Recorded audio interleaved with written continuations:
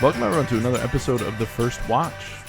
I'm Dan LaMarca. As always, I'm joined by Tom Osborne, aka Ozzy. Oz, how are you? Good. What's going on, guys? Nothing much, man. Happy to be here with you today. I am also joined, as always, by Dave Eggers. How's it going, Dave? Do you see me as an athlete? It's such an apt question for you because the answer is no. I know. But That's why it's great. I don't think I'm seen I've as seen an athlete. you No. do some athletic things. That's fair. I think that's an accurate thing. I can do athletic things. I don't see myself as an athlete. That's it, man. That's it. Your comp is Ash. Yeah, I would say so. Fair assessment. You have the same cape. It's true. One and the same. We are talking today, in case the real heads out there couldn't tell, we're talking about The Fantastic Mr. Fox, 2009 film by Wes Anderson. That was 2009. 2009. Makes sense, but Jesus Christ. We have a lot to talk about with this movie. I think we have a lot to dig into about Wes. I'm a huge Wes Anderson fan. I want to say, I'm a bit of a Wes head. I think he's probably like my personal like first foray into like, oh, here's an indie director that I like really like and watch all of his movies and stuff. Because I remember it shortly after Life Aquatic came out. It would have been like probably 14. Yeah. You know, burgeoning young cinephile. And I remember watching, I bought it on DVD, Life Aquatic. I bought Rushmore. I bought Bottle Rocket. I like watched every single one of his movies that were out at that time. And then I made it a big point of like, oh, whenever a new one comes out, I got to go see it in the theater. Yeah. So I have like very specific memories tied to a lot of his movies. And I think he was just like a good inroad to like, This is different. I think he's, and I think Wes's whole thing is because he has such a distinct style, it's easy for young people, dumb people, anybody to say like, hey, I'm going to point a finger and say, whoa, that's something different. So you know what I'm saying? The nicer way of saying that is it's very accessible. It's a pretty good way to say it. Yeah, I think. I was also throwing myself under the bus. No, it's fine. It's fine. I'm just saying, like, yeah, it's a very acceptable way, accessible way, into more art housey films. Yeah. And I think, the thing that he does that's so interesting is he always has like really strong casts. So to be such like a quote unquote like art house, indie filmmaker with like. Well, from what I've heard, like he doesn't like no one gets like special treatment. Like he does. Yeah. He's like, we're doing this film. This is the money we have for this film. You can take it or leave it. We'll find somebody else. Yeah. And everyone usually. Well, and I assume that the budgets for his movies aren't crazy, and most of these actors are just doing it for love of the script, wanting to be part of his projects. You're 1,000% right, but that especially happens as he continues on. Obviously, his early films are very indie and small. Yeah. Right? Like Bottle Rocket is like, borderline student film, but just happens to have Owen and Luke Wilson and James Caan. So that's the kind of the magic of what I'm talking about. Yeah. And then, yes, especially these days, like you look at Asteroid City a couple of years ago. Yeah, it's like you could list off 40 people that are like A-list celebrities. Margot Robbie had like this crazy small part. Yep, and she's so good. It was a great scene. Yes. But you know what the interesting thing is, Tom? You were talking about budget. This movie famously had a really big budget. Oh, did it? Number one, obviously there were big name at the front, right? George Clooney, Meryl Streep, but a ton of money on the animation and the models and the miniatures and everything. So I think this one famously, I remember the discussion when it was coming out of like, we like that he did this, but is he going to make his money back? Like, this is dangerous. Like what's he doing? Well, he's done. Budget was $40 million. Okay. Do we know what it? Wow. It grossed 46.2. So. Okay. Obviously, that's profit. It's definitely not a success, but it is interesting. I do feel like just to consider. This movie also feels like, and maybe it's word of mouth, built a lot of like cult classic after the fact. Definitely, for sure. Right? That's how I feel. That's how I feel. I remember thinking, this is what's so interesting. Because his stuff is so unique and unique compared to other filmmakers, but similar of a style. Once he does Royal Tenenbaums, which is, I think, his third movie, every movie after that has a lot of the same trappings, and like, here's the setups, and here's the, camera angles, and here's all the interesting stuff he's doing, and blah, blah, blah. Like, there's new stuff in them, but it is very of a kind. So I never really thought of this movie specifically as breaking through in a way that you could pick any one of his other movies as like, oh, I think of Grand Budapest as, if anything, is like the breakthrough, because it was nominated for like 10 Oscars or something, and it made $100 million. Yeah, like, but it was like a huge hit. I think more in like the... You're saying cult. Yeah. I'm saying like people on the street. I just can't picture, and I may be wrong about this, but I can't picture this being differentiated from like Life Aquatic. Or like I just can't. It is. Yeah, it's interesting to me. If that is the case, that's... I think maybe because the animation, and also like when it came out was right around the time of like Blu-ray's really fucking taking off, and so people were like, "Ooh, I'm gonna buy this in Blu-ray," and it looks nice because it's practical and it lasts. So I don't know, but I remember some people. Well, and I think this one to be like watch into this movie were like telling me like, "You got to see this movie." I think this one and I haven't seen Isle of Dogs, but I love that. This one's the only one that is, I could see kids of a certain age being also into it, right? Or you can watch it with your kids versus all the other ones aren't. Well, yeah, I mean, I would agree that this is definitely more so. I don't think I don't think in tone necessarily. Well, what I mean is I think some, like, I think maybe... I think he's just saying because animation in that sense. Yeah. No, I know. I agree with you to an extent, but I do think the thing that's cool about this movie, and we'll get into it, is that it is kind of a more adult movie than you realize, and dealing with some more serious things than on a surface that it's going, that it appears to be, which I think is pretty cool. And they show their hand right away. In the opening scene of the movie is really good at doing that. Yeah, and I think he does that in a way where it's very like upfront too. Like there's no like this big twist reveal in his movies in general. Everything's very like matter of fact in a certain way. Like I think there's deeper meanings obviously to things, but I think it's not like, and then you were surprised. It's like, oh no, you're having a great time in a Wes Anderson film for the most part. Yeah, I mean, listen, there's subject matter that it can be darker in some of the movies, but I think I get what you mean with the matter of factness. I think that's his whole thing. Yeah, but I remember being surprised when Oz had it on his list of like, interesting. Is that like an outlier? Like you've seen a lot of Wes movies and this one you just haven't gotten around to, or is it like, hey, this is for some reason the one that I'm going to go with? Because I remember thinking, I don't see this one as a big like outlier among like movie fans. Well, I mean, obviously, but I want to hear. Obviously, he'll have the better answer for this. But as like I've watched not all but a bunch of Wes Anderson films, and I always enjoy them. I do feel like if you were like name, like if you grab somebody and you say name like 5 Wes Anderson films or name 3 Wes Anderson films, I do think this one's going to be in there. If it's like an average person. Interesting. Yeah.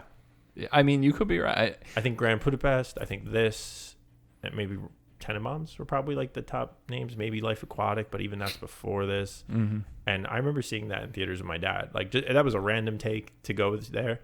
And I liked it. It was definitely like weird. And you're like, oh. That being your first one is funny too. Probably my first one, yeah. Probably, yeah, I would assume. That 2004, I think, or 2005? Yeah. I think it was 5. So, I have, because of Clooney, number 1. No, but for me, I have like a blind spot for Wes. I've seen the big ones. I've seen Tenenbaums and I've seen Grand Budapest. Okay. And the other ones, I'm trying to think. You saw Asteroid City, right? I haven't seen that. Saw that in theaters. Oh, and I watched most of French Dispatch. Most of. I have not gotten around to that yet, which is unfortunate. I like most. I watched like the first, because it's what, 3 stories that one. I watched like the first 2, and then I was like, yeah, whatever. Okay. Interesting. And I don't know, like for him, it's funny because I really, really like Grand Budapest. I mean, it's an awesome movie. That's not really up for debate. I enjoyed Tenenbaums, but I think it's just I have this thing with Wes Anderson of his movies to me they're all similar. It's like look at this amazing cast I have. They're all going to kind of have the same sense of humor and the same writing. And I'm just saying this without knowing, but that's kind of how I've always been like, I don't need to see that. It's all kind of the same thing. I think I think there are definitely people out there that would agree with you. That's true. Like it's like, hey, look, we're going to have these, like all the shots are going to be perfectly symmetrical and they're going to be, everything's going to be perfectly thought ahead in time, which is an amazing thing that he's doing, but it's all like all his movies are that, right? That's kind of the generalization about him. Yeah, that definitely is. But what's funny is that like this movie, spoiler alert, I really, really liked, and I watched it twice this weekend. Oh. Yeah, and the reason and going back to your question, the reason I had it on the list was from I don't know what sources, I always heard that this one was really good, and I've never seen one of his animated movies. So I was curious to see what his style in animation, and knowing that like all the sets and the miniatures, like the way he's using real materials to build these characters, I thought was be cool to see. Yeah, for sure. Yeah, I like that. Yeah. So let's talk about the movie a little bit. I'll give a little backstory. I want to. Go ahead, Dave. Say one more thing that Wes Anderson does. I want to say probably better than anyone else. And now I get a lot of shit for sometimes nitpicking movies. Yes, I know this about you. Yeah, that I get shit. That's what I said. Yeah. So my biggest problem with movies is when I'm in for whatever you're going to do. You set the universe up. You play by whatever rules you make. The problem is when people don't do that. So what Wes Anderson always does is he sets his world and he applies and obliges by his word. I'm stumbling over his world. Yeah. And he does it. I'm always in. I'm like, yep, I'm in. No, there's all the suspension of disbelief you need. I'm in his movies. So like whatever. And I think he does that better than anyone. He's like, this is it. These are the rules. Buckle up. We're going for a ride. I definitely agree with you on that. I think he's one of the best, if not the best, to do that. And I think one of the more interesting things about some of his recent work, and Asteroid City in particular, is he plays around with that in fun ways. Yeah. And he subverts it a little bit, and he, having the two different kind of things going on. I just really like that he's kind of in conversation with his own history in that movie. I really like Asteroid City a lot. It is very good. And the more time that has passed and the more that I've watched it, the more I really appreciate it. I should give it a revisit. You should. It's very good. You should watch it. Huh? I should watch it. You should watch it. But it sounds like you're a Wes hater, so I don't know. I think I'm just being a hater without a real reason for it. No foundation, just a hater. It's cool. Yeah. It's cool to be a hater. He's trying to get him invited to the haters ball this year. That's what it is. He already has a ticket, dude. It's true. VIP. So we already talked about the budget. So this movie, the interesting history, obviously it's a Roald Dahl book that's based on. They say it in the beginning. They show the cover of the book and awesome transition into the movie. Mm-hmm. Something that I think I memory hold it somewhere. Noah Baumbach co-wrote the screenplay with Wes. Okay. Which is pretty cool because Noah Baumbach is a guy who I have a ton of respect for and love for. And to hear that they wrote this together, somehow I didn't know that. That's so weird to me. Like I feel like I would have known that. It does seem like something you would know. But incredible cast. You are. Yeah, some fake Baumbach head here. Name 5 Bombay. Yeah. You ever even watch Squid and the Whale, dude? No. We have his actors in his movie. He has like a running troupe of like, here's my guys, right? And then he always kind of picks up people along the way. Yeah. And that's what's so interesting as we get into later Wes. You're seeing like all of a sudden his crew is like massive, right? Tom Hanks is in Asteroid City, and then he's also in Phoenician Scheme. You know, it's like he's just like gathering people for his they want to come back, which is so cool. Yeah. You know, it's funny because like it kind of reminds me of another director who's that is starting out to get bigger and bigger. Robert Eggers. Oh, good old Robert Eggers has his own little reoccurring cast. Yeah, I would agree. Some of them. It's got a couple of steadfast peeps. For this movie, the new peeps are George Clooney and Meryl Streep, which are our two, I guess, leads. George Clooney playing Mr. Fox, Meryl Streep as Felicity, his wife. I would say Mr. Fox is the lead. Well, sure. I'm saying is Meryl Streep the other lead? Maybe is his argument. That's not his full name. It's Fantastic Mr. Fox. I'm sorry. Fantastic. Fantastico Fox. But then we have the players that have been there, right? He famously, you know, obviously you don't need to discover Jason Schwartzman because he has a very famous family, but he was the lead of Rushmore as a teenager, right? So Jason Schwartzman is in this as Ash. Bill Murray is Clyde Badger, the lawyer. I think he also is the guy singing around the campfire as well, if I'm not mistaken. Bill Murray? Yeah. Really? It sounded like him. Petey? I did zero research on that. Let's find out if Petey is here listed. He is. It's actually Jarvis Cocker. That sounds fake. Sounds like Bill Murray. Sounds like a Bill Murray alias. That person did not sound like Bill Murray at all. I don't even know where you come from with that. We know there's audio issues at my house for some reason. We sure do. You watch it on Prime? No, I watched it on Disney Plus. We have Willem Dafoe playing the rat. Yeah, which is a pretty good performance. Which because is amazing. A little sneaky. You don't know it's him unless you know. Dan just told me this, and I was like, what? And I love Willem Dafoe. I think he is the greatest actor. This was a great performance. A great performance. I've never been like, ew, like what a bad performance from Dafoe. We're going to tangent because why not? It's Willem Dafoe. He is great in a bad movie. Yeah. Like he will always be good. He'd be like, give it 110%. And you're like, in Nemo? Like, well, Nemo's not that bad, but Nemo's a pretty good movie. No, I know, but I was like, you don't expect him to go like that for Nemo. You can't go wrong with Dafoe. That's a fact. Yeah. You have Owen Wilson back as the coach, Coach Skip. Pretty good, like one scene performance. Oh yeah. And then you even get Adrian Brody as the mouse. So you get he has the stable. And then, like I said, he brought in an interesting one is having Michael Gambon as Farmer Bean, Dumbledore himself. It's like, that's a very distinctive voice. Yeah.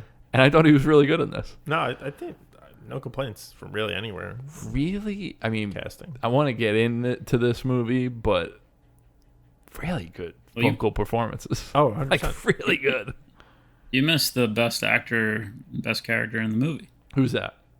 Kylie the Possum. Wally Wolodarski. Yeah, that's a really, really good performance. Yeah, that was great. I also think that Eric Anderson as Christopherson is really, really good. So really good cast. But again, I kind of the point I was trying to make is he always kind of has his people, and then he grabs a couple extras. Some of them stick around for the next few, and some of them don't.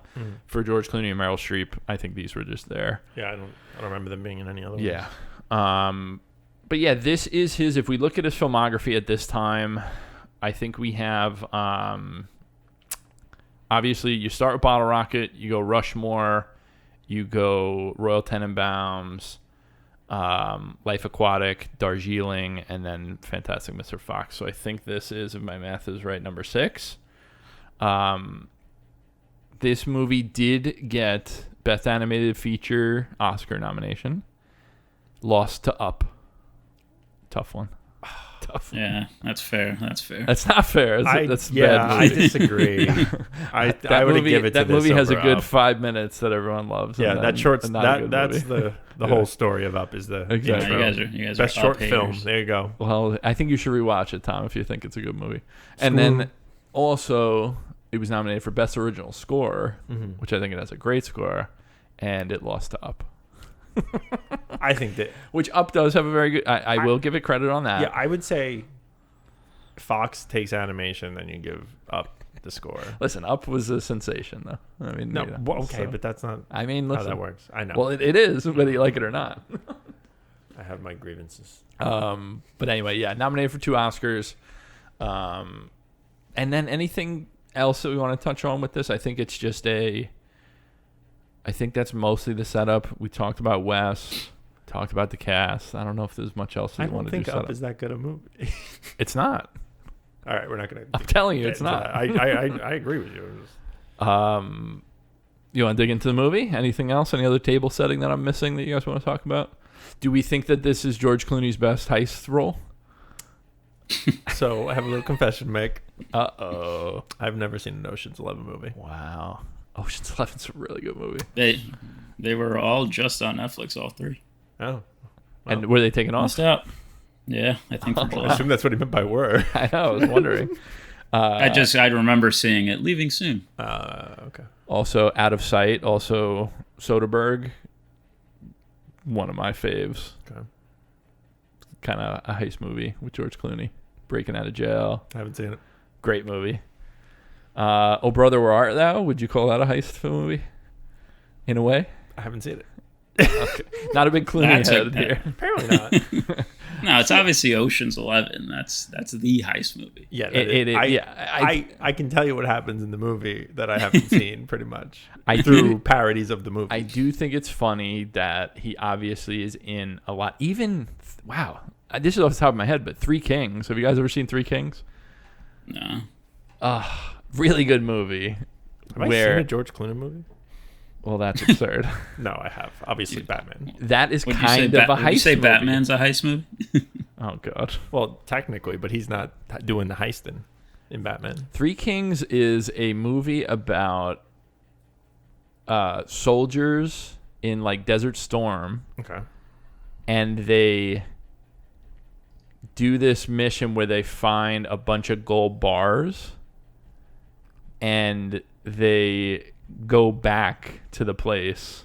They like basically manufacture a reason to go to a certain place and get that gold back. That sounds really familiar. So now I'm wondering if I did see it at some point or like watched part of it on TV. It's a really good movie and he's really good in it.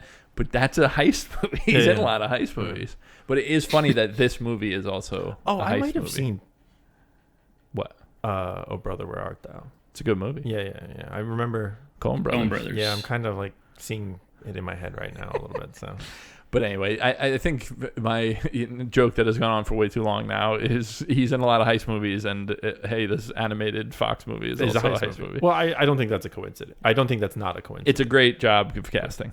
Yeah, it's a great job of casting. Yeah. And he just happens to give like a really great performance. Yeah. which is really good. You know, say what you will about Clooney, I do think he does do the work. Yeah, he's an excellent actor. Yeah, I'm a big fan. What's there to hate about Clooney? I think a lot of people go like, "Oh, pretty boy Clooney" or whatever. No, he's an excellent. But I think he does back it up. I'm a big. Nobody hates Clooney. No, I think they hate on Clooney. He's no Glenn Powell, but he's up there. Exactly. whoever he is. Yeah. Davey couldn't pick him out of a lineup. I think we've settled that this weekend that I could not do that. All right, let's get to the movie. Enough dilly-dallying. So I think that this movie bears the most resemblance out of any movie that we covered so far to Shaun of the Dead because it is a very plotty, straightforward movie. Yes. And I think we're going to talk a lot about plot points, and then we'll veer off into some of the stuff that they're doing. But I do think that that's the best way to kind of run through this. Correct. You know, again, like most things, we don't have to hit every single moment, but I think kicking off in and correct me if I'm wrong, is it the very opening scene where it's the two of them walking, you know, it's him and his wife, and they're kind of walking into hey, let me show you something, kind of walking into, oh, look at what I found over here. They talk about it's a certain type of bird that is it has a weird, like a squib or something. Yeah, squab. And it he takes her in there and he's like, oh, I just wanted to show you, whatever. Yeah. And the funny gag of pulling, he's like looking up at the fox trap. Oh, the fox trap right here. No. It starts a little bit before that. Yeah. So what is the opening? Because I thought I think they remember are the opening talking about something like that. To be fair, I don't remember the exact. What do you mean? Like they're walking and talking, and then they're like, "Shall we?" Like I think they're I think they're doing like coupley, like this is and they're talking and they're walking in a field, and then they get to the farm, and you realize that they were both in that they knew that they were about stealing to do these a heist. swabs. Yeah. And he pulls down the trap. Well, we get a nice crazy animation of them like jumping behind clotheslines, sneaking out of sight, like the Zelda game where you basically like run past the guards when they're not looking, like behind a box and all this stuff, and they're jumping and doing crazy animations, and then they land in the hen house or the squab house, I guess. And then they're like, "What the fuck's a squab?" And then he's looking up at the fox trap. He's like, wow, look at this fox trap. Oh, pretty good design. If I do this, I pull this here, that's going to go down right there. Yeah. And she's kind of saying like, come on, don't do that. Yeah. Please don't do that. And he pulls it. Of course, it falls right down on top of them. And this is the moment, I think, where you have the interesting, oh, okay, this movie's doing something cool, is they're trapped and she just looks at him. Oh, you know what? I'm sorry. The opening of the movie is her walking up to him standing by a tree, and he's like, "How you feeling? What did the doc say?" They're talking about a doctor's appointment she just came from. Okay. And I think that that's important because, again, this is what I'm kind of getting at of like, this is just kind of a normal movie, and it just happens to be a beautiful animated movie. Yeah. And like for him to have that conversation of like, "Oh, what the doc say?" What's going on. And then for her the thing falls on her and she's like, "I'm pregnant." Yeah. And they do a close up of his face, like freaking out. Yeah, and basically. And then she says, "If we survive this, you need to get a new job." Yeah, new line of work. Yeah. And I think that... And then it cuts. Yeah, what a smart opening. It was super quick, effective, showing you what the movie's about, showing you the tone, and then cuts to... It's like 12 Fox years later or something. Yeah, which is like, and then parentheses like 2.5 years or something. Yeah. They very quickly establish like the animals have like this subhuman civilized world, but at the same time they bounce back to living in the real world, but like they're still animals, and like it's the balance between that. And the thing that's so fun about that, and they'll play off of that a lot, is like whenever you see them eat. Yeah, that's my favorite. That was one of my favorite things. They just devour everything. Yeah, it's like so animalistic. Like in this next scene, she's making breakfast for him, brings over like pancakes, puts it on a plate. He's sitting at a table, dressed, and goes, "Oh, time to eat." And then it's just. And I think the best is the behind the scenes of this movie, of the way that they did the voice capture, where they're not in a studio. He has them in the environment they're supposed to be in, and Clooney is devouring food on a dinner table like that and making those sounds, and just seeing Clooney do that I'm gonna have to watch makes it even better now. Oh, so worth it. Yeah, it is a really good one. Yeah, I'll have to check it out. But yeah, so now we have a kid, 14-year-old kid or whatever, 12-year-old kid. Ash, good old Ash. Clearly, right off the bat, showing you that he's a little different than the rest of the kids. Very true. He puts the cape on right away. Yep, and I think his pants are tucked into his socks. Yep. And when he's brushing his teeth and he just spits, I lost it. That was like the funniest thing to me. I was just like, "Oh, they're animals," but at the same time, you're just like, "That's insane." It's so funny. I like also that his new line of work is that he writes like a really shitty column about like his travels in the neighborhood. It's like, what is it about? And he hates it. He's like, "This is terrible." He's like, "I know that this sucks." Yeah. She's like, "Oh, people read it." And he's like, "Why would they do that?" Yeah. I don't know about that. Yeah. He says. I definitely am not. So obviously, I know we do this all the time, but feel free to jump in with any lines that you want to shout out, because I am definitely going to bypass a lot of the lines and mostly talk plot because that's how my brain works. There's a lot of like great throwaways and little comments that are great in this movie. So he's sitting at this table eating breakfast, talking about the column. He's kind of like, you could tell he's like, I don't like our little life. He even says it. He's talking to his wife and saying like, wouldn't you love to live in a tree above ground? And she's kind of like, foxes live underground for a reason. Yeah. Like, what's the big deal? We're good. Well, he even says like, you know, my dad died at 7. I'm 7. Yeah. My dad died 7.5. Yeah. Like, I don't want to die poor. And she's like, Jake, we are poor. We are poor, but we're happy. Yeah. And I think clearly he's the type of guy that's resenting it. I saw myself as something bigger. Yeah. Right. And, you know, it's resonant anytime. Yeah. So then I think where do we go from here? We go touring of the treehouse. He goes looking. Yeah. So he cut a clip out of the paper he was reading. Yeah. And which, man, what great animation! Oh, Scissor. it's insane. Just the cutting around on the newspaper. He's looking at the tree. Who plays his real estate agent? Yeah. Oh yeah, Mr. Anderson. Yep, it's Wes himself playing Mr. Weasel. Yeah. Which I thought was a funny. Weasel as the sales. Yeah. It's good. Yeah, it's great. There's a lot of that. There is. Tom not is a Shyamalan cameo, but yeah, not quite. I think he gives a good performance. So then we go to the tree. He's touring it. They're talking about it. He's like, "You got any cedars or pines or something like that?" Different. It's like not in your price range. Yeah. And then we meet Kylie. Underneath, he's doing some plumber work with a bucket of minnows. So I don't know if I missed something. Did he come with the house? I think the implication is like he's a live-in handyman. Okay. That's like my assumption. Yeah. Like I think he's like... I don't know. I think he's like a live-in fixer. Okay. I don't know. Yeah, they don't really get into it. Okay, I'll make sure I didn't just miss it. No, they don't really get into it. Met him there, and then he just stays. And there's no like objection to any of this in whatsoever, which is great. But what were you gonna say, Tom? Do possums eat minnows? I think they're scavengers. I think they eat fish? whatever. I think they would. Yeah. They eat a lot of garbage. Yeah. They eat anything. I think. Yeah. Like raccoon scavengers. Yeah. But yeah, we meet Kylie right off the bat. We get the good eyeballs swirlies. Oh, those close are up on his crazy face, eyes. where he's spacing out. Yeah, I love when he's like, "You got to let me know if you're getting any of this."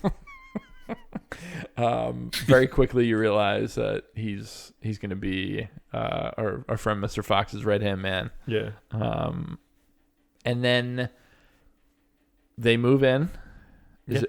Is there anything in between him touring the house and them moving in that we should know? I guess they do a little setup of all the farmers. Yeah. So now he's looking out over, even during during the tour. Yeah, he's looking. He's looking out and he sees the 3 different farms, and you get the beautiful shots of the 3 miniatures of like panning across to all 3 of them, and then zooming back. And there's 2 things going on here. It's like they're saying it's dangerous for a fox to live between 3 farmers in that way, but also at the same time, he has something else going on in his head of why he wants to be there. He sees opportunity, of course.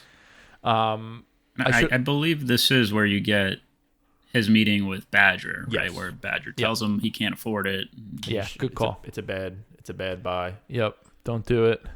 And then he's like, I'm gonna do it. And then he's like, and then they have the little cuss argument, and they're just like around the table. And this is the big introduction to the fact that they're going to use the word cuss in place of any actual curse words. Yes, which is great. Which is so good. Yeah. What a great idea. Yeah. So simple, so silly, but they use it for every word. Yeah. So like anything he's going to say, you're just going to say cuss. Cuss, yeah. I really love that. This is the kind of stuff that takes it from like, hey, this is a good movie to like, oh, okay, this is really great. Level. Yeah, I get what you're saying. So yeah, we meet Badger. That's Bill Murray's character, and they buy it anyway. Yeah. So we see them moving in. They have a really cool montage of like all the workers working. Well, I think that's a good like setup for like he's gonna do what he's gonna do. Totally. He's that guy. Yeah. But I think this is a good way to set that up. It's like it goes to the lawyer for advice, sort of, and they're like, "Don't do it." And he's like, "I'm here to tell you to do it." And he's like, All right. I just like it because you can tell that this is who he is, and it's almost like he's been repressing this part of himself the last, whatever it is, 2 years. Yeah, whatever it is. And that's why it's like, this is what you get to realize about this guy. And as we go, you start seeing it like pick up more, and it starts feeling like him old self and out of the rut. Yeah. And you definitely have now seen him do his trademark, little tick and snap. That's his trademark, and I like that they have a discussion about it at a certain point. Yes. Kylie's trademark. But so now, pretty much right off the bat, I guess we get Christopherson moving in. Oh yeah, his nephew. So his nephew, I guess, his wife's side. Yeah, so his wife's brother's very sick. Yeah. I think you got to shout out the squirrel movers though. That was really cool too. Yeah. Little squirrels, and they're like, I was just nonstop talking. Do this, do this, do this. Yeah. Oh, it's so good. And even the way they like fit the house, where they're like, oh, we're doing the letter and all this other stuff. It was really cool. It's awesome. Yeah. Again, we can't really do it justice describing the visuals, but it's so much craft. It's great. Clearly, great. They put a lot of effort into this. Yes, very much. So Christopherson comes. I like the discussion of where's he gonna sleep. Yeah. And we touch on that later, which is really good. Yeah. But I think one of the earlier interactions we get with Christopherson is they have a pool that they're doing a high dive in, and you get Ash, Dad, watch this, Dad, and he just jumps in, he's flailing, arms and legs going crazy. It makes a huge splash. And then unenthusiastic response from his dad. And he's like a little, okay. And then Christopherson goes in, does this perfect dive, and I love he's going straight down, and he turns around and then flips back like really quick, like he goes both ways, and then has a little plop with like a tiny little splash, silent. And much bigger. Mr. Fox, losing crazy. It. He's loving this. Yeah. And immediately he sees potential. Yes. What a great thief he would be. Yes. And I think at this point he's already clipped out the coupon for the masks. Yeah, I think so. Yeah. Which is a good touch. Yeah. Burglar mask discount as advertised. And then so now we meet Christopherson, we see that a little bit, and then I think it's heist time. Yeah, basically, I think. Yeah. First heist. Yeah. I don't think there's any real major school scenes yet until after the first one. No. But yeah, so remind me of the first heist. He goes to, this is the one where the chickens, and they go to the fence. They have the plan with the blueberries, right? Okay. So he cuts blueberries, puts the tranquilizer powder. Beagles love blueberries. Beagles love blueberries. So the plan is to knock them out with the blueberries. Yeah. They had some other plan of like how to get over there. They got over there. The electric fence was a surprise. Yeah. And the plan just ends up being go over it. Well, it doesn't. They don't go. They get over around it. They go around. Yeah. Because you get the scene of like, oh, there's the electric fence. How are we going to around that? And they're looking, and then he's like, don't you want to just go that way? There's no fence. No. I thought that was the second thing. I thought they went up the tree first, and then they dropped in over the tree. There's a second fence. That's true. At the farm. That's true. That they just go, well, why don't we just avoid the fence? And they're like, oh, good call. Yes. Because then on the way out, they have no choice but to. They just climb the fence and get shocked, which is hysterical. I think the just to touch on it, because it's Kylie the possum just steals every scene, is when they're going over, when he's going over the plan with Kylie in the house, and Kylie's just like on the rocking chair, exactly just over and over. Oh, and he's like, I gotta record everything. Yeah, and he's like, so you got to be completely silent. He's like, okay, got it. And he's rocking. He's like, that means stop rocking. Yeah. And then he asks him a question. He's like, you're slowing this down. I'm recording all of this. And then finally, like he's done giving the plan, and Kylie's just like, okay. Yeah, it's really good. It's so good. Like, he's the perfect little buddy for him. Oh yeah, because Fox does not want any input. Nope. No, you are here to do what I ask you to do, and that's it. He's a Meeksy, basically. Yeah, exactly. So they get in. We get a great scene of the blueberry. Kill the bird in one bite. Yeah, that's really good. Yeah. But we get the first blueberry through the blowgun, And it lands. Beagle walks over, eats it, and he looks at me. He's like, "See, I told you, beagles love blueberries." Yeah. So you knew, like in his head, he was like, "Are we sure that?" Yeah. It was like I needed the affirmation, like the confirmation on this. I also believe on their way out to the farm, it's the first mention of a wolf. Yes, and because Kylie says like, "Oh, a wolf." Have you ever seen a wolf or something? And like he's that? like, "Why would you bring that up? Is there a wolf? Where's the wolf?" He's a phobia of wolves. Yeah. And then so we get into they hit the jackpot, have all their chickens, and he's like, all right, remember I said kill them one bite. He's like struggling. He said, I said it one bite, and you just see his little possum mouth like, yeah. He's like, it cuts away. He's like, I have different teeth than you. Yeah, and Fox takes cares of it. They're running away like bandits at this point. But I just love because Kylie says even in that scene, he's like, oh my god, like you do it like that, it's like blood and everything. That's nasty. Yeah. It's brutal. So they get away, and you see the shot of the pantry fill up with some chickens. Yeah. And Mrs. Fox is kind of like, well, they even said like we got to stop by the butcher to wrap it up and make it look like we got it from there. And meanwhile, there's like a tag on the leg from the farm. It's like, that must have been where I got it from before I bought it. Must have been before I got it. Fill off a truck. Yeah, exactly. So yes, we have that. Obviously, Mr. Fox is very lot chipper, more chipper than usual. Yes, he seems to be. His wife is immediately suspicious. I think she clocks it instantly. Right away. Yeah.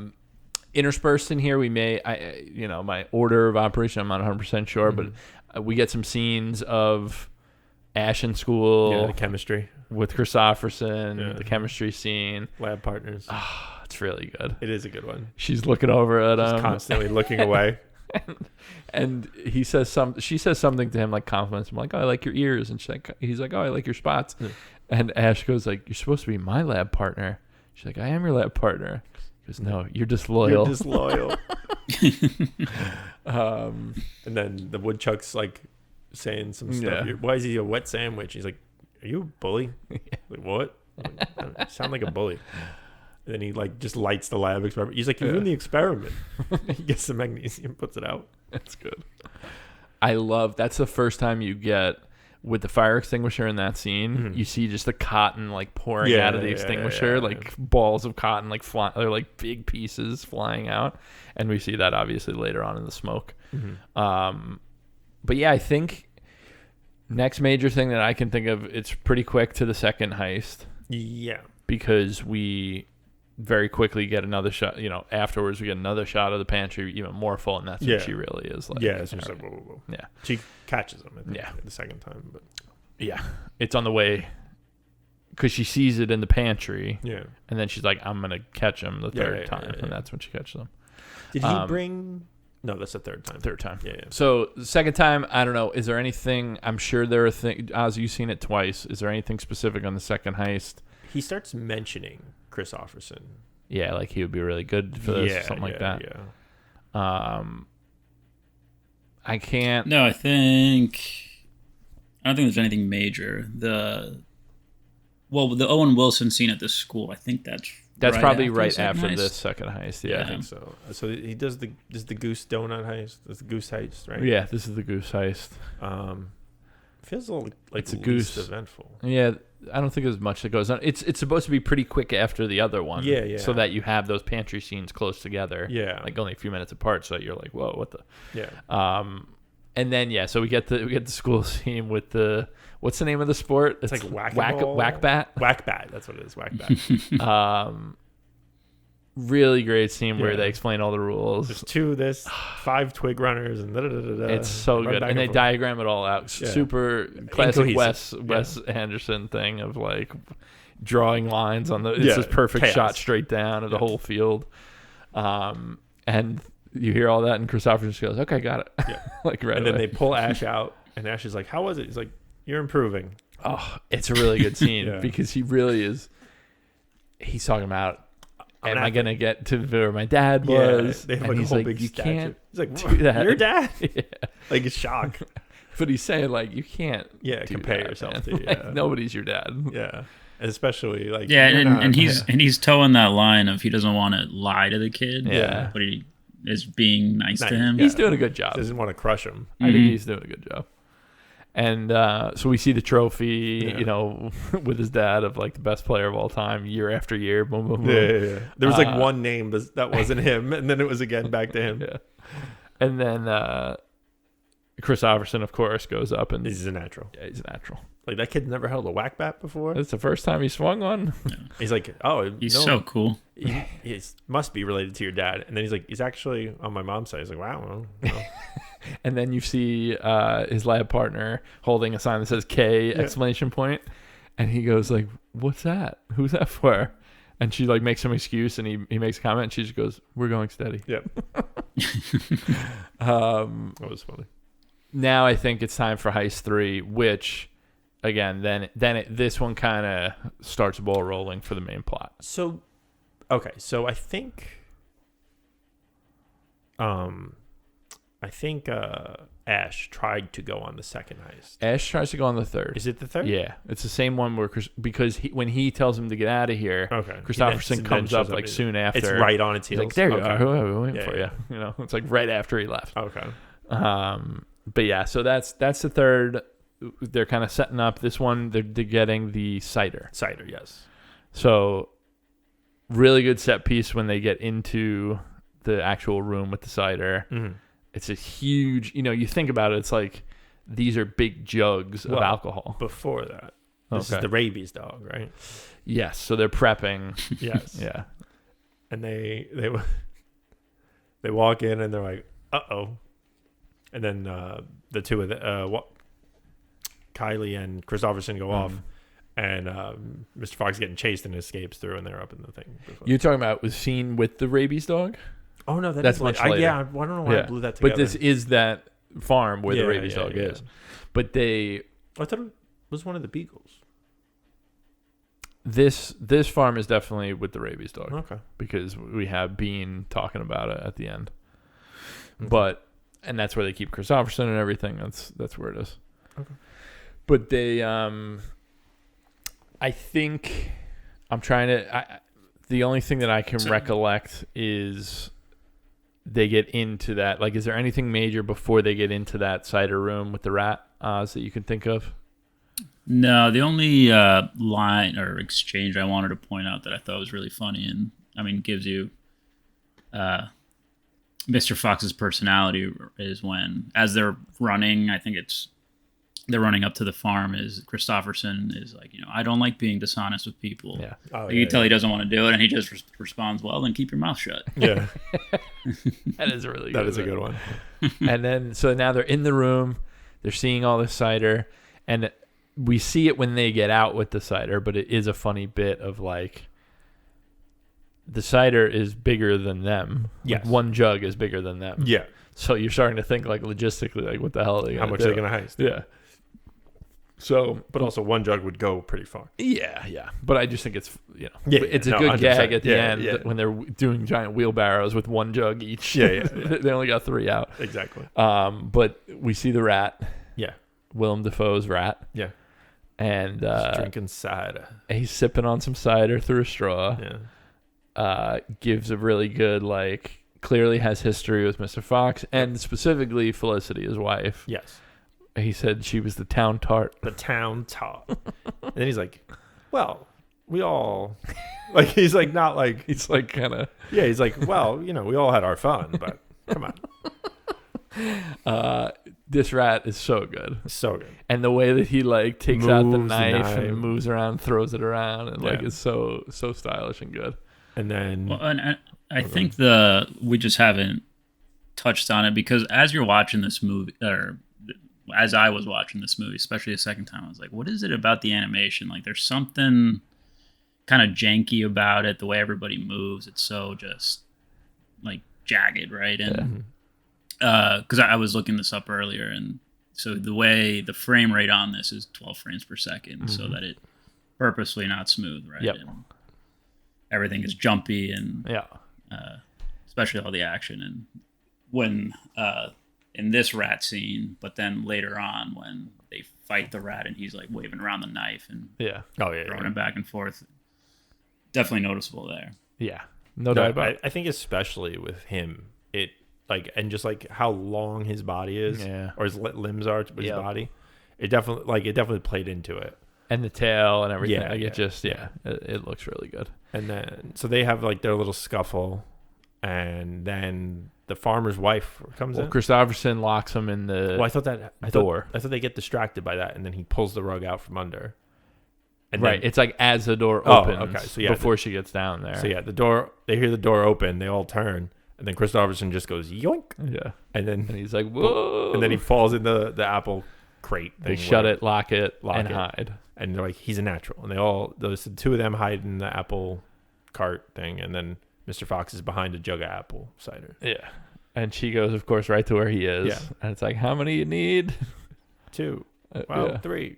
All right, 2's enough. 2's enough. And she leaves the one, right? I like when they pulled him away, and he's in the shape of one of the jugs. Very cartoony fashion. He's the shape of an apple cider jug. Something that I didn't mention before that I really love is that when he finds out his wife is pregnant, he says, "You're absolutely glowing," and they flip the model to like the only way I can describe it is like if you picture a 90s like Christmas decoration that's made of plastic with like light bulbs inside of a fox, and they pay it off at the end.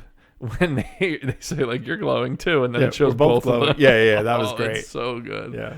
But anyway, it came to mind. I want to mention. All good. So now they get out of there, skin of their teeth, right? Yeah. They end up having to.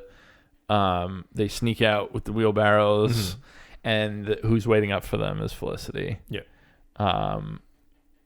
And she's furious at what they're doing, but she also is like, you brought Christopherson? Like she says something that like, if what's happening is what I think is happening. So yeah, I think they go to do something again, and he comes down and he has his thing on, and they're like, he's not coming with us, because she catches Kylie and Fox, and she's like, if what I think is happening, it needs to stop. And I think that's when they blow off his tail, because he was going out. That's a good point. I can't really recall that. So, but I know it's soon after this anyway, because they have a meeting. Yeah, after the third farmer gets hit, he calls a meeting. Do you have a fox problem? Yeah, and they all say, all right, we got to meet. You're throwing it in our faces. He's like, no, you should kill him. And they're like, well, that's kind of obvious. And then he's like, no, we all are going to get together. And he shows off that he's a really good shot. Yes. By shooting everything in the room for some reason. All the lights. And they're like, all right, I guess we could. Yeah. So then they're like, all right, we're going to go kill the fox. Yeah. So they're all huddled around the tree. Yeah. And then I think they're about to do another what's the circumstance of that, though? I think they were just getting greedy, to be honest. Like, were they going to do another heist? I think a fourth? Yeah, I think so. Yeah, he was going to go back out again. Okay. Because he's like, we're not getting caught. And like the cage falls right on top of him when he steps out. What cage? No, I don't think. I'm talking about when they shoot him by the tree. They shoot out the. Oh yeah. They're waiting out. They're waiting in the bushes. They shoot him. Yeah. Yeah. I think he goes to go do another. I couldn't remember if he was just leaving the house for the day. No, because I think Christopherson comes down and he's like, and they're like, that's unrelated to us. Go upstairs. And he comes around and goes. Either way, they have a big kind of shootout. They dodge the bullets and make it in safe, except Fox's tail got shot off. And you get this really grisly scene. I love the way that they deal with this, because the whole rest of the movie, whenever you see the tail, it's like you see the like skin underneath it in certain parts. Like it's kind of gross. The longer the tail is around, the gross it gets. Yeah, which I kind of like. Yeah. And I like when you have Christopherson sewing him up, right? Yeah. Sewing up his tail wound. Yeah. And Ash is like, it'll grow back, right? Yeah. He's like, no, tails don't grow back. It's only lizards. Yeah. And then he's like, well, this is happening to me. My dad doesn't have a tail. Your dad just has whatever. Double pneumonia. Yeah. That's right. Yeah. He's comparing their ailments. Yeah.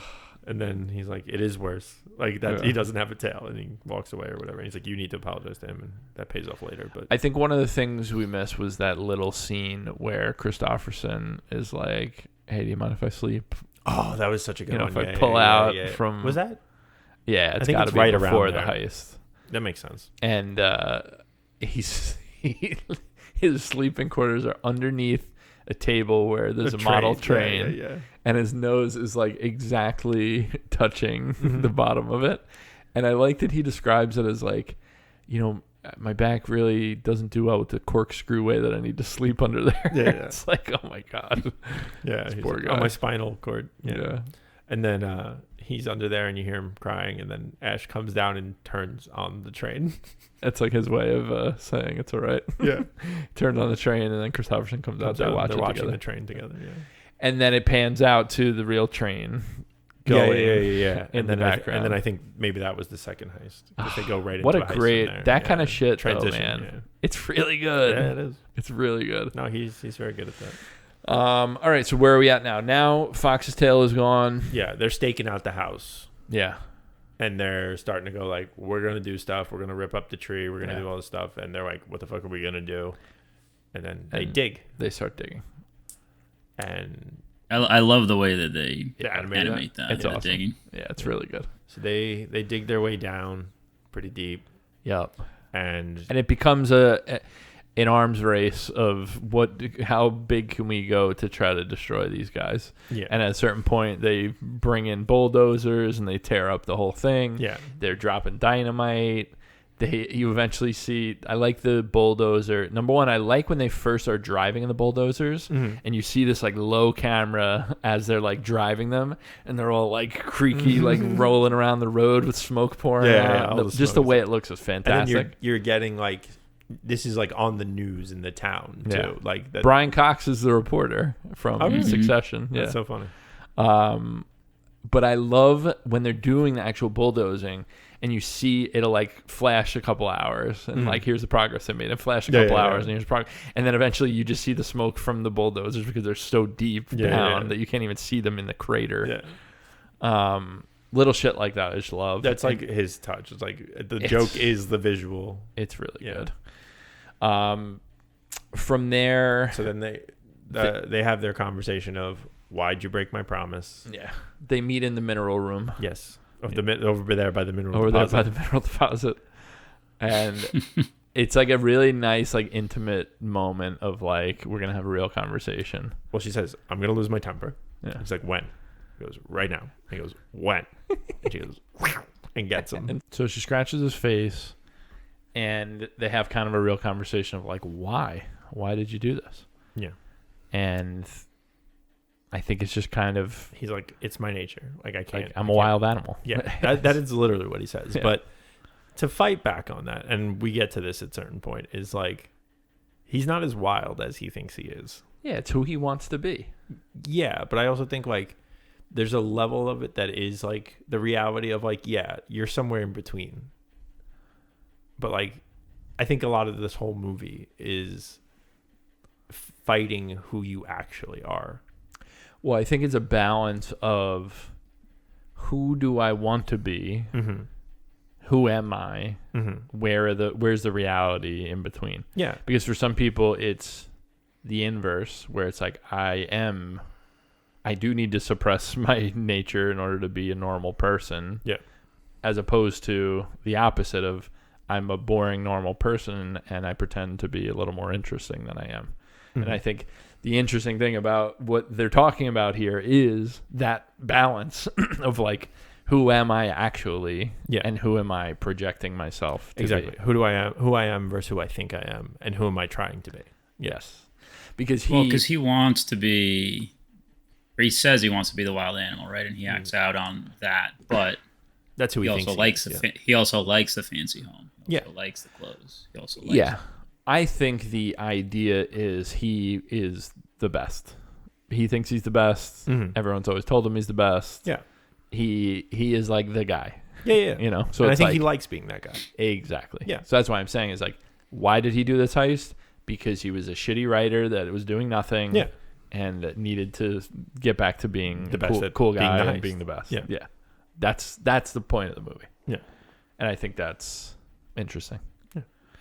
Yeah, and he wasn't stealing the chickens and the food to feed the family. Yeah. Right? I mean, very immediately it's no, all it right, wasn't let a me just start survival. stealing to Yeah, steal. no, it was more than that. Pretty obvious. He could have just done one heist and been done. Yeah.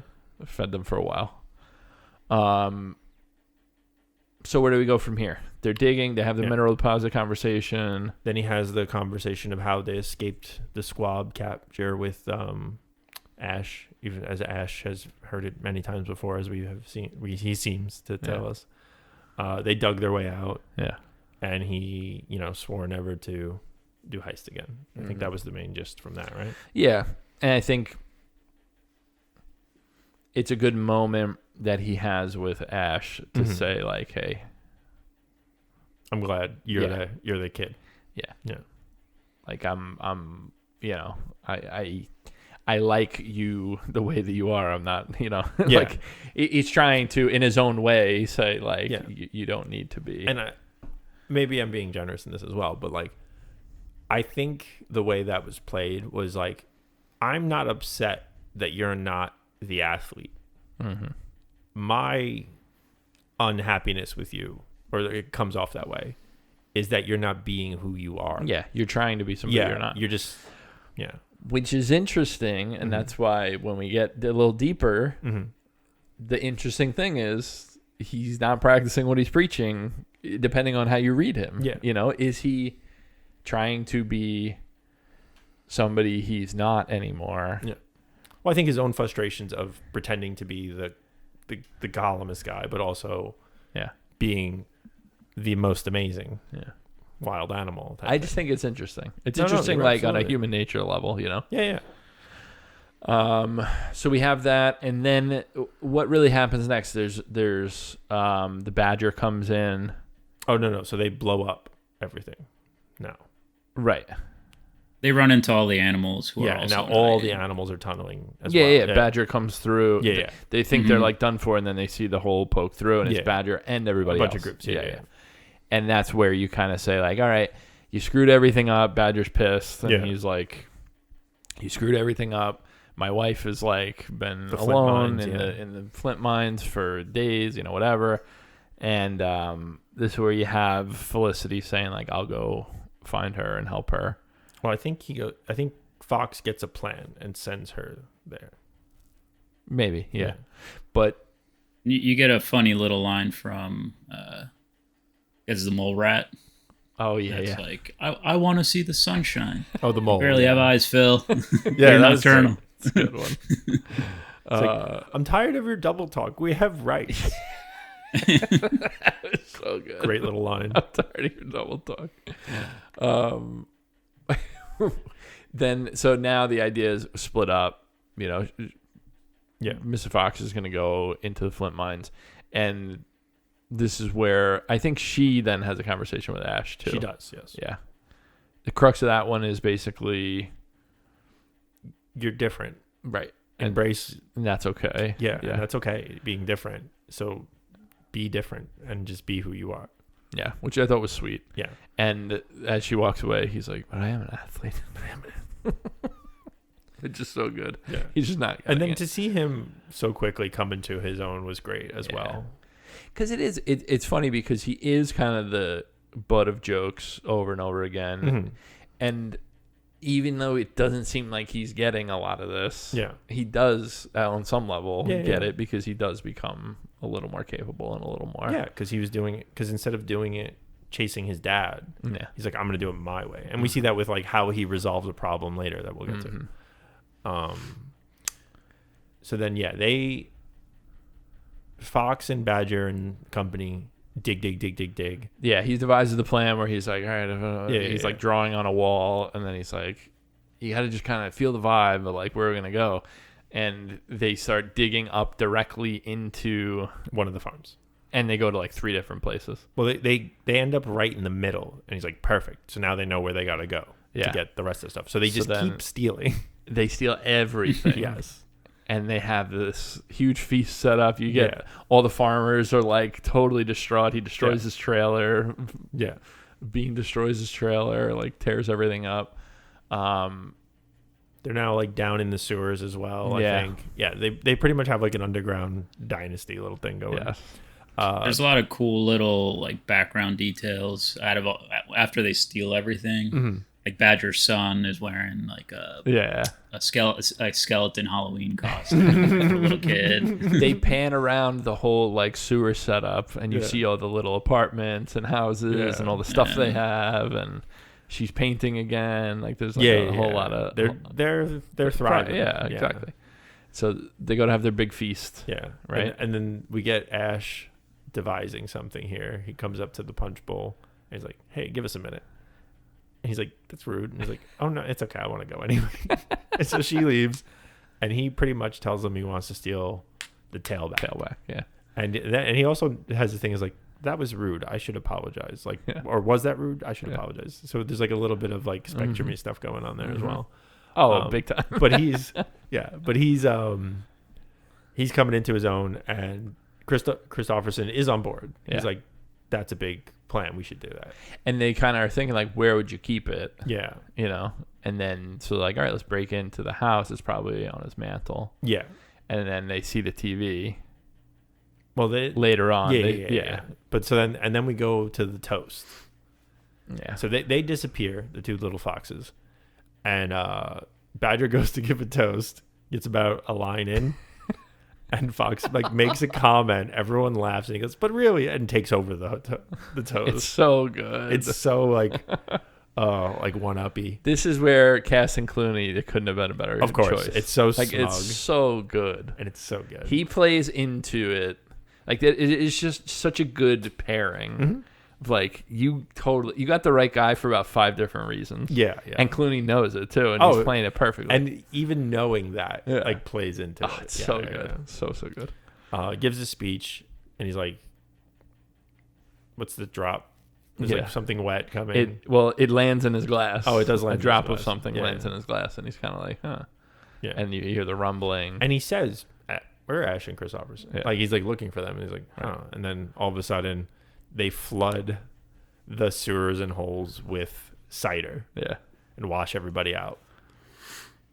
And it blows them all the way through. You get the really good animation of like a side view of everyone tumbling. Yeah. Looks really good. It's like those old like grade school cuts of like biology domes of like what's underground. And like, it's the perfect thing. Yeah. I think everyone's seen it. It's very good. It's really good. So then they're like, all right, everyone look for everyone. You're on the buddy system. And then they realize those two are missing. Yeah. And so then we'll cut to their heist. Yeah. And so really great callback here. Mm-hmm. They get up. Ash has a really good setup where he has like a fork that sticks in the little grate so he can get out of there and hold it up. They get out. They see some of her famous cookies. He has his makeshift with the sock. Mask, tube with sock. the sock on top. And he's like, I made one. Because Christopherson has his, and he's like, we look good. Like he reassures him. He's like, you look good with the sock. It's good. It's a really good moment. Yeah. And then they see the cookies. Yeah. And they're like, ooh. Because this is when they start having the conversation, right? Yeah. When they're in there and they see the TV, where would it be? And they see him on TV. Yeah. It's around his neck. Oh, it's on his neck. And they devour the plate of cookies. They go up, devour the cookies. And then we get a great scene of Mrs. Bean walking in. And earlier on, I think she has cataracts or something. There was a joke about how did he not see Mr. Fox on the shelf? Is she blind? And he's like, no, I think she has a cataract or something. Yeah, some sort of condition. And so she walks in. They're just standing there right next to the cookies, like not really hiding, just standing still. And she kind of like just walks on by. Pays them no mind. They think they're in the clear. Yeah. And she goes into a cabinet. She's like ruffling through. And he's like, we got some time. We got time. And then all of a sudden, you realize, she was going through the cabinets because she was getting weapons to kill them. Yes. She comes out with like a knife and cleaver. Something. Yeah. And then just take off. Yeah. And then they jump down the sewer. Ash jumps down and Christopherson's shoe falls, and that's it. And he's like, uh-oh. And Ash is pretty distraught about it right away. Yeah, feels very guilty. Yeah, feels guilty. And next thing that I can recall is obviously with everything getting flooded, they are in a bad way. Yeah. How long can they last without any food or water, whatever, or without any food? That's a big part of the conversation, even like above ground when they're all talking about like how we're going to wait them out. And Then I think the rat. Well, they get a ransom letter. Yes. That's all cut out from magazines, but also signed from the people. And this is a great gag, and too. they acknowledge it. And he's like, not only do they sign it, but like we know who they are. Yeah, it says like the farm, like, but like even if, like, no, like, it's them. They're telling us like we have you. And they sent one back. Yeah, and then they said, and they're like, why did he cut out the letter? Well, you did it. It's like, well, that's what you did. Yeah.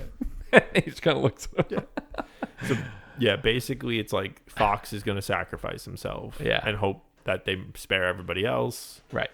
And then the rat comes. Well, Felicity basically says, like, you will do no such thing. Yeah. Like, I understand what you're saying, but we can figure out a plan that doesn't get you killed. Yeah.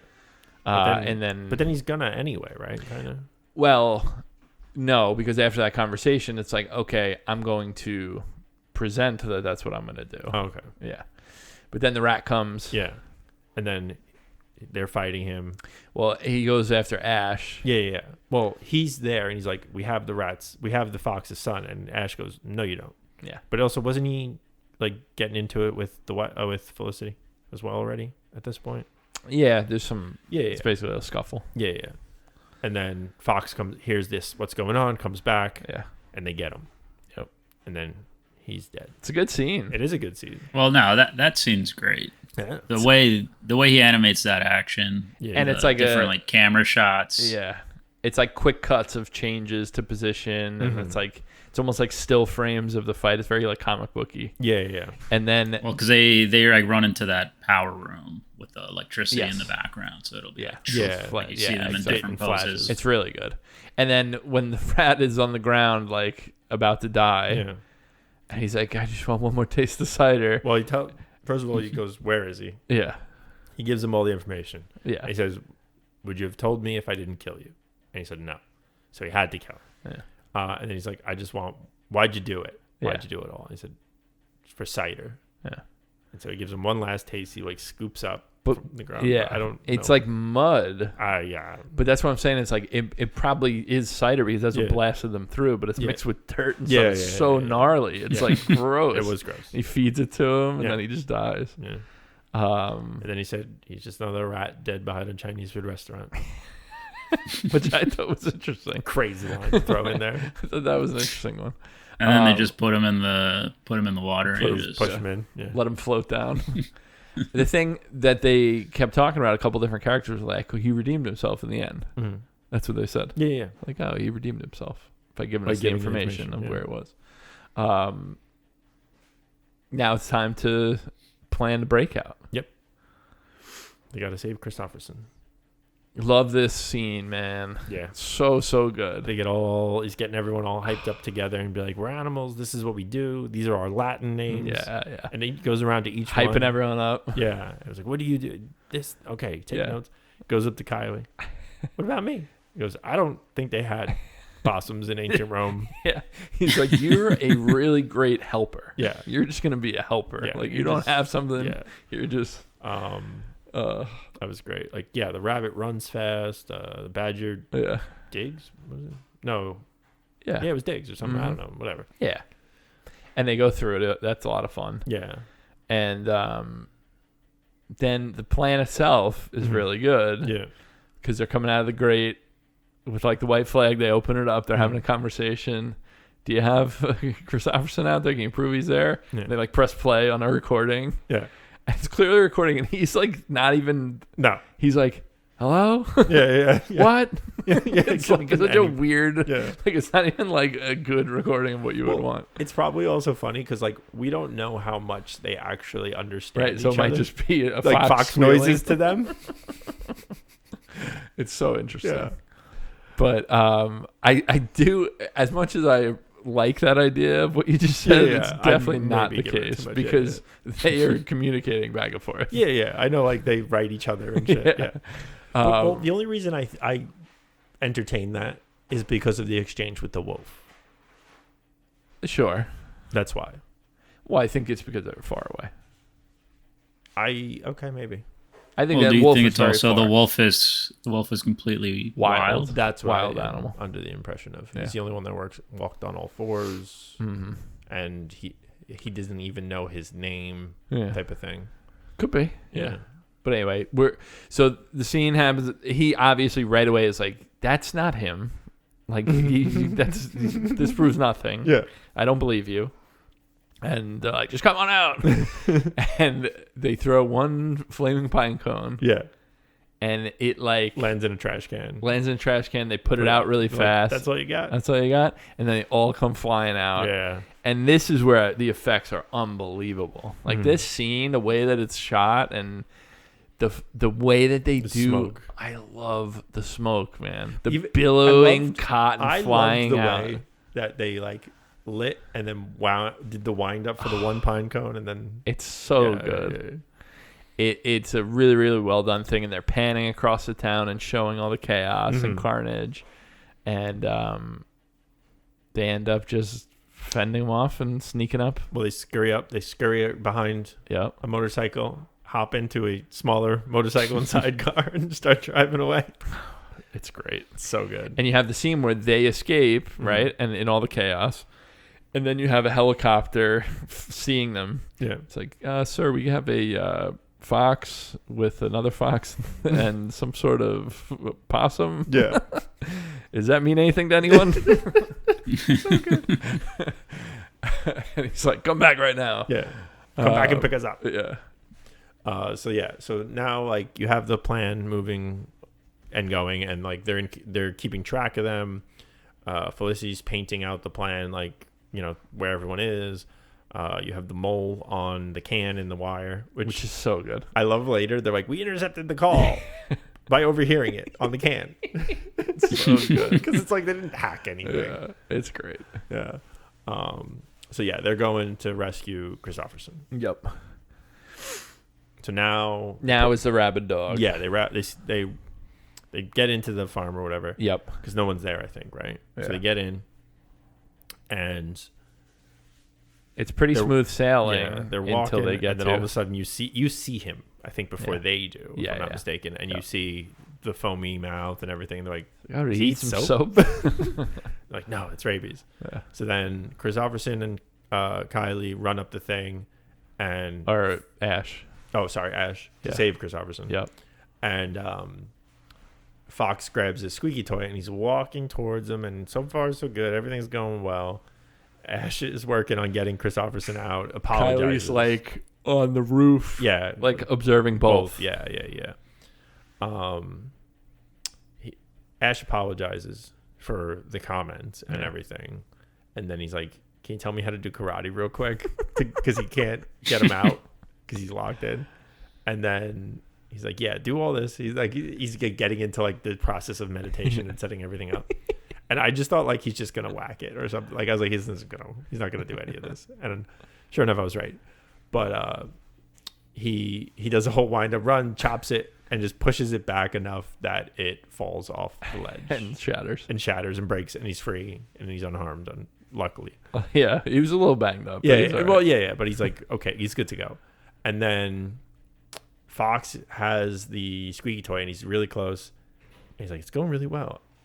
And then he looks up and he looks the beagle in the eye. And Kylie says, I thought you weren't supposed to look a beagle in the eye. And all of a sudden he goes rabid and starts chasing him around, which is another great animation. Like big, yeah. And he's running around, and they get the three of them together. They go, and then he gets out and he's like, like you can tell he's like rushing, like adrenaline. Like you never see and he has the crazy eyes now that Kylie has. Yeah. And they're like, all right, let's get out of here. I love that they do like a first person camera of the dog a couple of times during this whole end sequence where they're chasing him, and then they chase Bean at the end. It's like they do that first. It's like on the dog's snout. Yeah, like a GoPro, like running around. Yeah. It's so good. So then they go outside, and then it's a standoff. Yeah, they're all there. They shoot a bunch of crates. There's only one left. Well, they basically go through. They shoot all like one full. Round, then they're all reloading. Yeah, they're all reloading. So it's like if they shoot again, we're done. Yeah, because we're behind one box. They killed a bunch. So then Ash goes like, I got a plan. Yeah, and they're like, okay, and he takes off, and they're like shooting at him, and he's doing all these jumps and flips and runs around, does a little whack bat move, and then comes down in front of a door and just starts digging and disappears. And they're like, okay, what happened? And then he comes back up the hole, and the door opens, and out comes the rabid dog. Mm-hmm. And now Ash is in his own right, and that was his plan. And they're like, "Whoa, that was a great plan." Yeah. So then the dog chases them. They get on the motorcycle.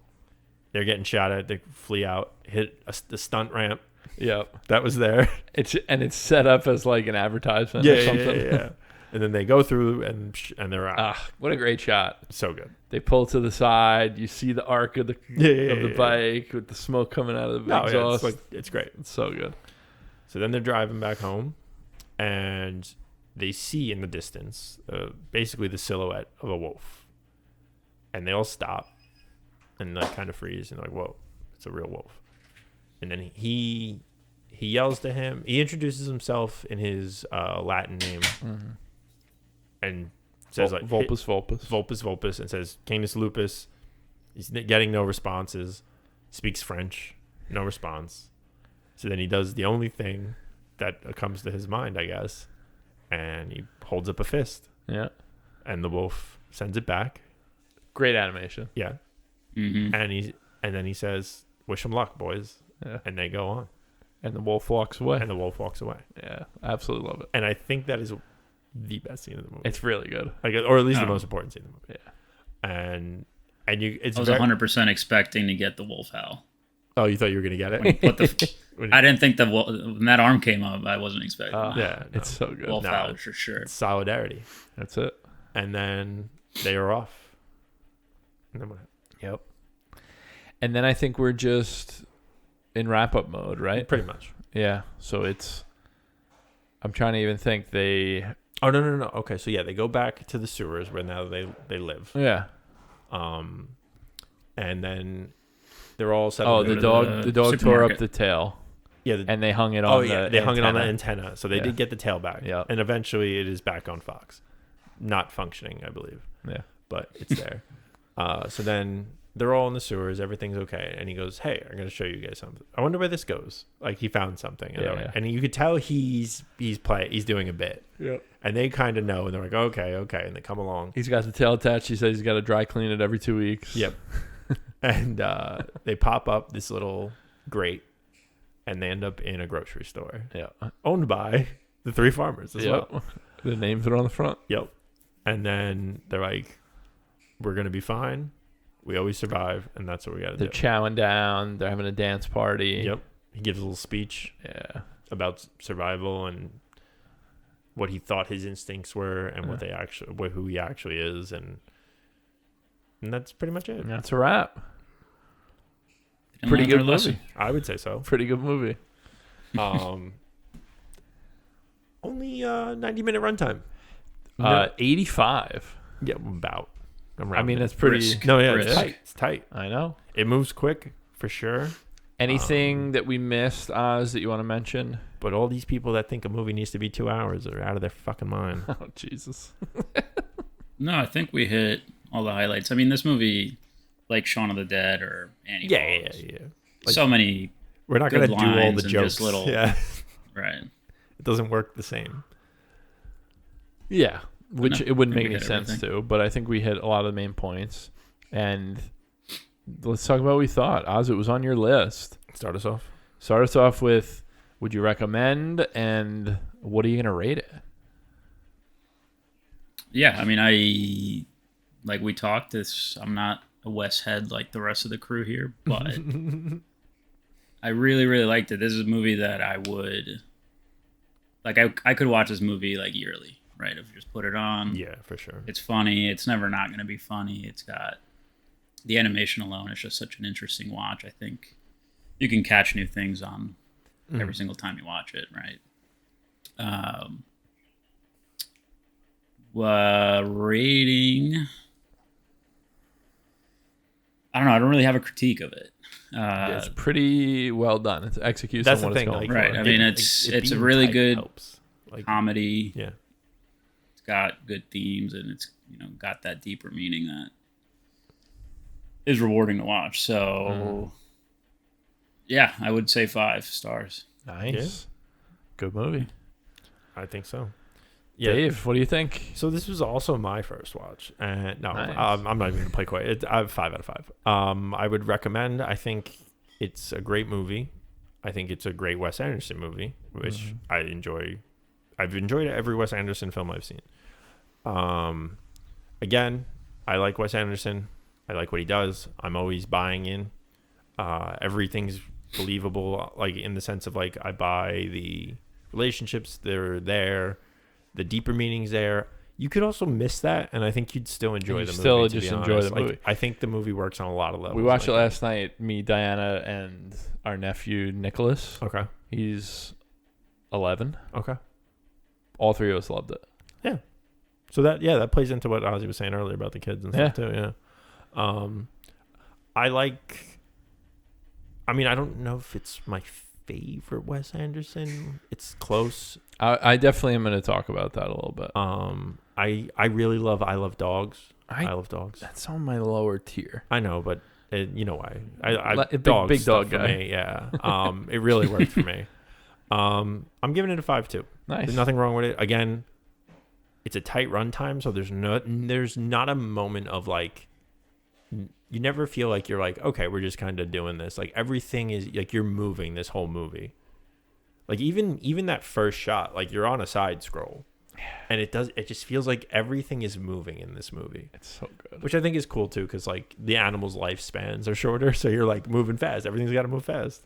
I absolutely love that when you say everything's moving, you're right. Mm-hmm. But the fur on the animals, the wind blows and it moves. Yes. And it like, that is just so cool. This movie looks painfully detailed. Yeah. Like, which is a very Wes thing. Like, yeah, it looks, if you like know stuff about production and anything like that, and even if you don't, you can look it up and understand it very easily, that like the amount of work that went into this movie was like a labor of love. Like, it's so much work. Like, you're like, that looks exhausting when you see something so simple. So for me, I enjoy this movie a lot. I don't necessarily hold it in as high regard. I think it does everything that's going for well, but it's a 4-star for me. Okay. Which is still a great movie. Yeah. A 4-star movie is very, very high. I think we have a little bit of a stigma of like, oh, it's not perfect, so it's low. Like, even like the movies that I've given like 3.5 or like, they're still good movies. Like, don't get me wrong. Like, I'm not like you'll know when I tell you if I watch a bad movie, I'll tell you it's a bad movie. For me, this one, like, I like everything that it's doing. Yeah. It just doesn't really speak to me on a level that it's like something I'm super passionate about. Yeah. Whereas like some of his other movies, like Royal Tenenbaums or even Moonrise Kingdom, like these are movies that like I really like and have like a personal connection to. Those are like my 5-star movies. And this to me is like, I love what it's going for. I think it nails the jokes. I think it looks great. I really like it. Fun movie. Yeah. 4-star. Big fan. I really resonated with the like, you can't help but be yourself type of thing. Because I know, hey, I don't have the most traditional life, we'll say, and I'm unapologetically doing it. Like, you know what I mean? Like, I'm just, I know this is what I got to do. So yeah. And that's why I think now that we have had the conversation about the movie, I think thinking about why it would be a cult classic movie, it's that message that speaks to people, that it's like, oh, I hold this one near and dear to me because it kind of works on what, you know, I have going on. How I feel. Yeah. You know, and I think that makes a lot of sense. Yeah. And that's why for me, it's like, great movie. 4 stars is like a easy recommend. I love the movie. Yeah. It's not a like favorite of mine to put it in the 5-star masterpiece level. Yeah. Again, we also talked about the accessibility, which I think is great as well. It's It's a really good movie. Oz, best performance. Who are you gonna give that one to? You giving it to your boy Kylie? Yeah, it's obviously Kylie.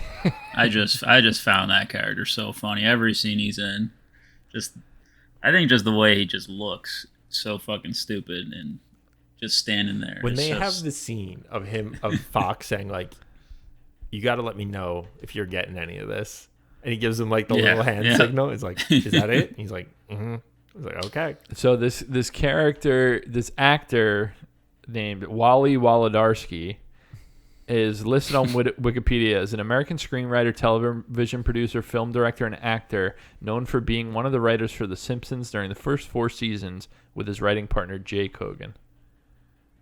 So I'm a little...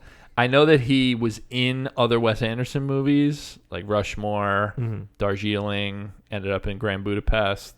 But I think the only movies he's really been acting in for the most part, as far as movies, is like major movies are Wes Anderson movies. That's so funny. But yeah, interesting. Called in his ringer. Yeah, I mean, listen, he's very good. It looks like, wow, interesting. He started on the Tracy Ullman show before The Simpsons. Oh, wow. Which is pretty wild. Yeah. So definitely got his bona fides, I suppose. Yeah. Not somebody I have a lot of familiarity with, even as a Wes head. But I think that's a good call. He's very good. No, yeah. What do you think, Dave? So it's tough, right? Because you want to say, like, kudos to Clooney, and because he does do a great job. Like, I don't think there's any argument about that. But I think there's a certain, like, subtlety that is handled with Ash. Yeah. That's done really well. Jason Schwartzman, great performance. Yeah. And even, like, you get that full turn of the character, and you get to see it pay off. And I think that really works. So I think it's really fun. I think it's that one. He's good. And I'll go Clooney. I think he just knocks it out of the park. He does. He absolutely does. Gets the assignment, nails it. Oh, yeah. He's awesome. Yeah. Favorite scene, Tom? I think it's got to be that last one with the wolf.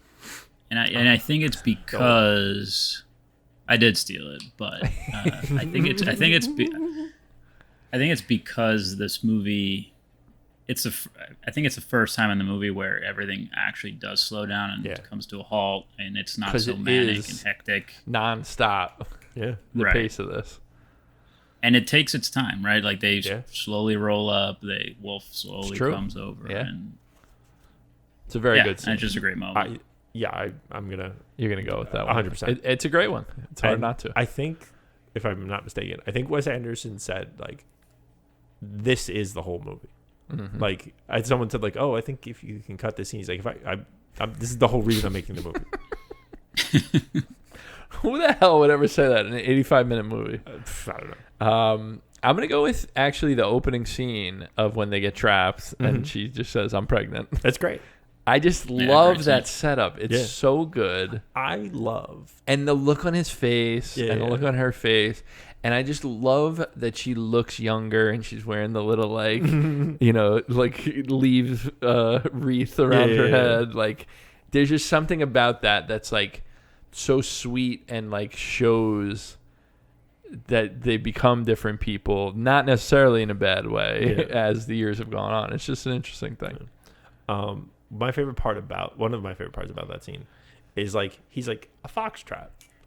And he's like, oh, you can't help but pull the thing. It's so good. Yeah. It's like, you could have just been away. This is who he is? No, exactly. But that's why it's so good. It's like, oh, I know it's a trap, but I'm still going to get trapped. It's so good. Yeah. All right. So, Oz, where are you putting this on your list, man? I'm going to read your list. You have Jackie Brown 1, Handmaiden 2, Saving Private Ryan 3, A Few Good Men 4, Annie Hall 5, The Sixth Sense at 6, Shaun of the Dead 7, and The Shape of Water at 8. So I'm trying to decide whether I want it above or below Annie Hall. Okay. That's lower than I expected from you. It's lower, you said?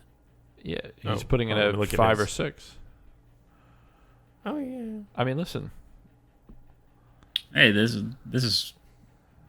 It's not like we're ever picking any bad movies. I mean, they're all great movies. I'm not saying that. Right? Well, we'll find out if there's a bad movie. I think I'm putting it. I'm putting it 5. So you're sneaking it in above Annie Hall. Yep. Okay. I will add that in now. Dave? I'm giving it one final look. I'm going to put it at 4. So I have Jackie Brown, The Handmaiden, Annie Hall, now Fantastic Mr. Fox, Shaun of the Dead, Sixth Sense, Shape of Water, Few Good Men, Saving Private Ryan. I think that makes sense. Yeah. I'm just adding that in. I see. I'm watching it. And for me... Where are you putting it? Let's look at your list. I am putting it... So I have The Handmaiden at 1, Jackie Brown 2, Annie Hall 3, Saving Private Ryan 4, The Sixth Sense 5, A Few Good Men 6, Shaun of the Dead 7, and The Shape of Water 8. I think I'm going to put this one spot below The Sixth Sense. So I'm putting it at 6, just above A Few Good Men. Okay. Respectable. For where you feel on your list. So it's all, what was it, 4, 5, and 6 for each of us? I think so. That's really funny. Mm-hmm. So now we have an interesting moment here. It's our first time that we're doing one of our 5 faves. Yeah. So we're about to do a run of 3 movies off of our 5 faves list. Now, this is something I think it would be fun to figure this out on the fly because we haven't talked too much about it. Too. How do we want to do this? I had initially, I believe, said, hey, it's your turn to pick one of your 5 faves. You pick. Yes. Do we want to stick with that? Or do we want to do, you guys take a vote, choose one? How do you want to do this? Because, again, they're all on this list. They're all getting seen. It's just a matter of what's happening. So we could do that, Ozzy. If you wanted, if you and I can pick one of his movies, like you and I have to agree, obviously. Mm-hmm. From the 5. Is that what you want to do? That's what I'm asking. Before we I want to figure out. Fleshing out the option here. Okay. I don't know. I kind of like that. You get to pick. Yeah. You're making your case. Well, I think that's a. Well, I agree with it. You're because, presenting the movie. I mean. Well, I do think it's good because it does differentiate it. Usually on your own list, you get pitched. No, I also think it's good because it's like you've seen this. Yeah. You know what you're giving us. Right. So I think that makes sense. Right, Oz? That makes sense? Yeah. Yeah. I like that. Okay. So I guess what we'll do, so we're going to do, just to kind of set everything up, one more question actually before we set anything up. Go for it. Are the 5 faves eligible for our top 10s? Because here's my pitch. Go ahead. They're eligible on other people's top 10s, but not your own. Yes. What do you think of that? Yeah. That's fair. Agreed. Okay. Because obviously, otherwise you're gonna have it. Because I'm feeling your first 5 will be the 5 you recommend. Pretty likely. Yeah. I wouldn't say unilaterally. No, because the Handmaiden's on there. Yeah, some people like Mulholland Ozzy Drive has a is also couple on his list that would be on. I'm doing the list. math real quick. You're doing some quick math. Yeah. So how about, because it'll be a first watch, or it's not one of your 5 faves, you can add it to your list. In fact, you have to either add it or not add it purposefully, because this next movie that we're going to pick will be the 10th movie. Yes. So this will round out the top 10 wherever it ends up on your lists. But this is... So if it's not yours, you will rank it. Yes. So by the time we get through the 5 faves, we'll all have the same amount. Yes.